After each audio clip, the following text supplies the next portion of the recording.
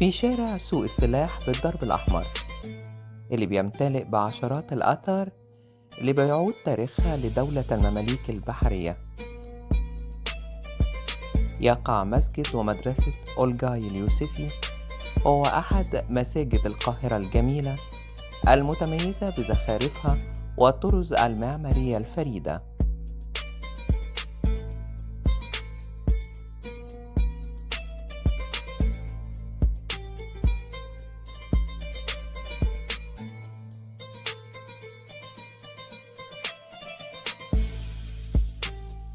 قبل ما نتكلم عن المدرسه لازم ندخل من الشارع من اوله. هنلاقي بوابه منجك السلحدار.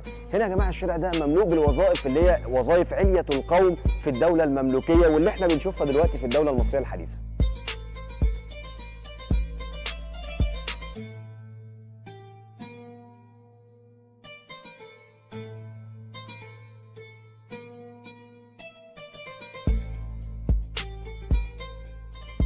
لو دخلنا من الشارع هنلاقي بوابه منجك السلحدار. الراجل ده كان وزير الانتاج الحربي في العصر الحديث، حتى هنلاقي رنج السيف بتاعه موجود على البوابه، على الواجهه بتاعه البوابه اللي موجوده بره.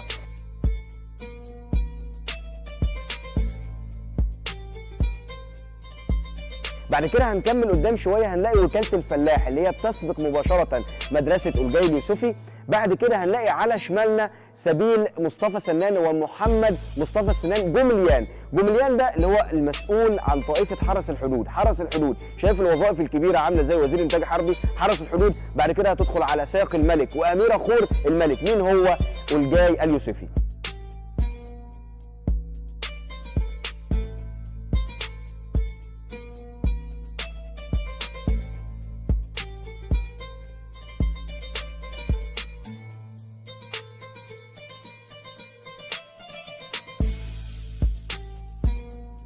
ويعود تاريخ بناء المسجد إلى 774 هجرياً 1373 ميلادياً، حيث أنشأه الأمير سيف الدين أولغاي ابن عبد الله اليوسفي، وهو أحد الأمراء البارزين في عهد السلطان الأشرف شعبان أحد سلاطين المماليك.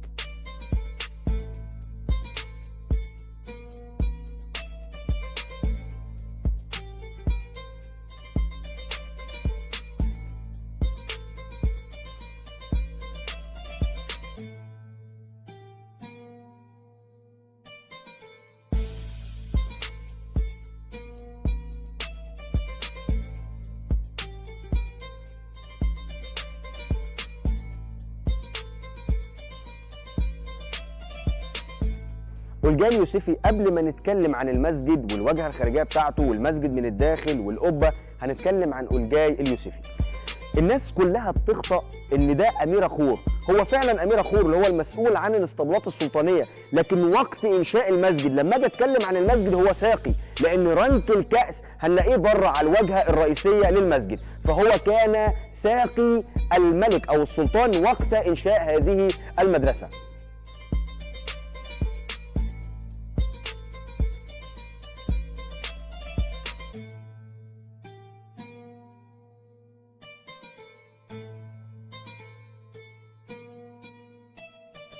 وقد ذكر المقريزي في موسوعته المواعظ والاعتبار في ذكر الخطط والآثار أن الأمير سيف الدين أولغاي ابن عبد الرحمن ابن عبد الله اليوسفي بدأ حياته مملوكا صغيرا، ثم ارتقى في الصفوف حتى عينه السلطان الأشرف شعبان أمير 100.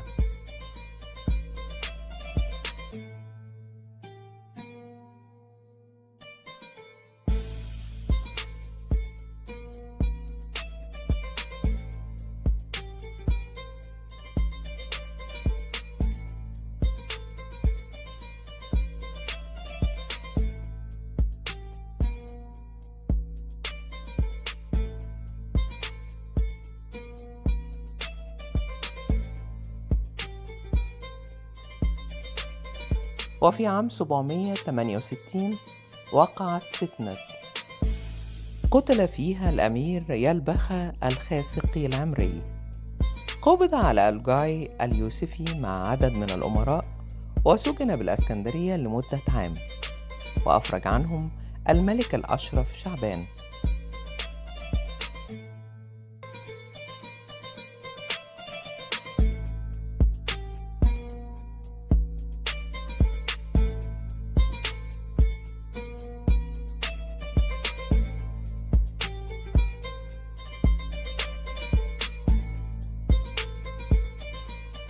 ثم أمر بترقية أولجاي اليوسفي أمير سلاح أتابوك العسكر وناظر المارستان المنصوري وهي مستشفى قلاوون.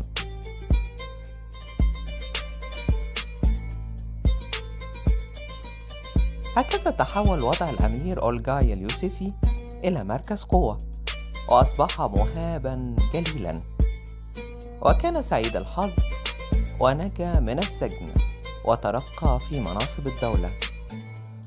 ولم يصبح قريبا فقط من السلطان شعبان، إنما حظي بقرب نادر لم يتوفر لمثله.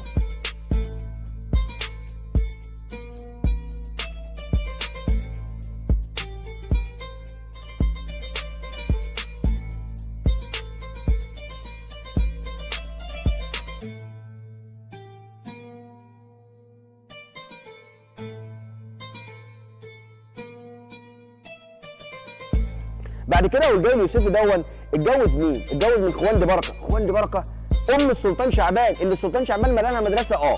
طب كان في علاقه ما بينهم هما الاثنين، في الاخر انتهت هذه العلاقه بزواج شرعي.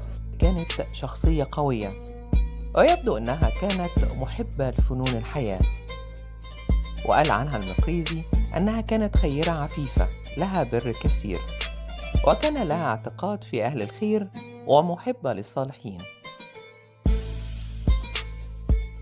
بعد كده السلطان شعبان كان الامراء بيعايروه، امك تزوجت من أولجاي اليوسفي اللي هو الامير اللي هو اقل منكم، فاشتاق غضبا اللي هو السلطان شعبان، وجري ورا أولجاي اليوسفي بالحصان بتاعه، جري وراه نزله نهر النيل، مات أولجاي اليوسفي وجابه ودفنه هنا في القبه بتاعته.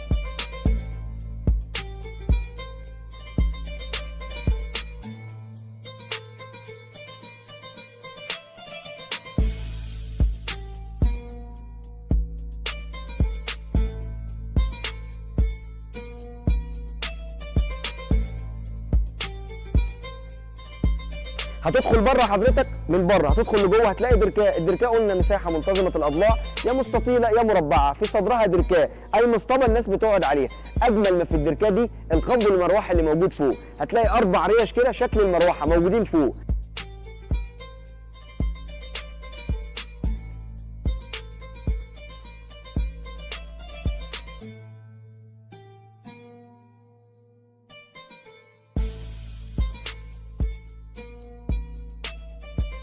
على شمالك باب السبيل والكتاب، على يمينك في مساحه زي كوريدور هتودي على الممر اللي هيودي لصحن المسجد. طب سبيل الكتاب الناس اللي في الشارع هتشرب، طب الناس اللي هنا هتشرب منين؟ هتشرب من المزمله اللي هو عملها في لما تدخل يمين حضرتك هتلاقي شباك، الشباك ده حط فيه المزمله. طب هي هتجيب هيسقع الميه ازاي؟ ما هقول لحضرتك الشباك ده بيعمل تبريد مع الايوان او الدرقاعه اللي موجوده في البتاع اللي في المدرسه، هتدخل عليها هواء، والدركات بتاعت المسجد هواء، يعني ثلاجه بالهواء.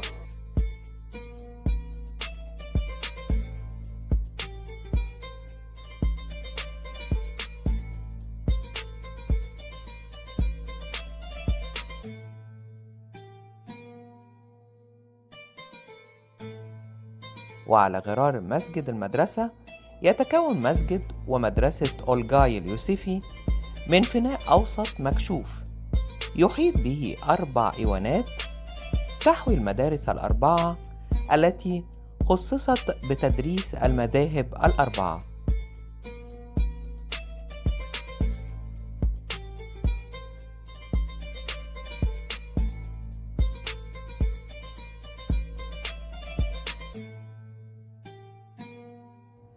ويمتاز مسجد ومدرسة أولجاي اليوسفي بالإبداع في العمارة والزخارف الحلزونية بالقبة. القبة دي عملها تضليع مائل، تضليع مائل. ما هي دي بقى مهارة المهندس الإسلامي في العصر الإسلامي المملوكي. عمل تطبيع مائل، عايز يفنن، عايز يعمل حاجه جديده على مستوى العالم. مش هتلاقي قبه معموله بالتطبيع المائل غير في القبه دي. هتقول لي ما انا عارف ان ايتومش فيها تطبيع مائل، هقول لك فيها تطبيع مائل بس تطبيع مائل على راسي، عملوا مائل ونزل بيه راسي. دي في ايتومش البجاسي. دي القبه اللي احنا شايفينها دلوقتي.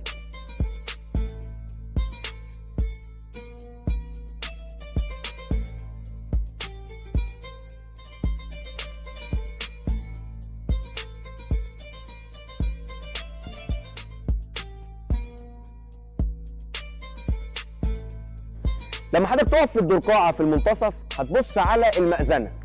المأذنه بتاعتنا بدن اسطواني، بعد كده هتطلع لشرفه، بدن اسطواني شرفه، بعد كده هتلاقي القله، تحت القله مباشره هتلاقي ترس. ايه ده؟ في ترس؟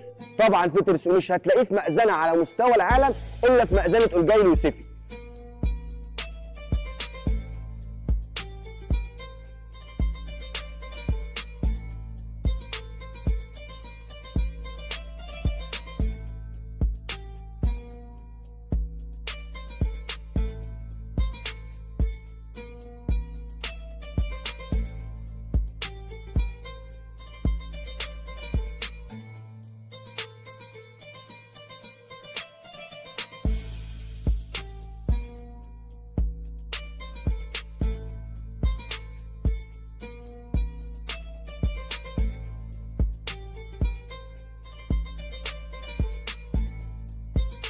والمحراب ذو الزخارف المحفورة الدقيقة. اكبر الاوين ايوان القبله اللي احنا قاعدين فيه دلوقتي، هنلاقي فيه محراب وهنلاقي فيه منبر. حضرتك لو بصيت للمنبر، منبر فقير جدا لكنه غني. طب غني ازاي؟ لان المنبر ده مكتمل، ملوش دوسك بس هو ده المنبر بتاعه. ملوش باب للروضه اللي انت بتدخل منها، مفيش باب، مفيش باب على الجنبين زي ما بنشوف في كل لا مفيش باب، هو ده المنبر الاصلي بتاعه.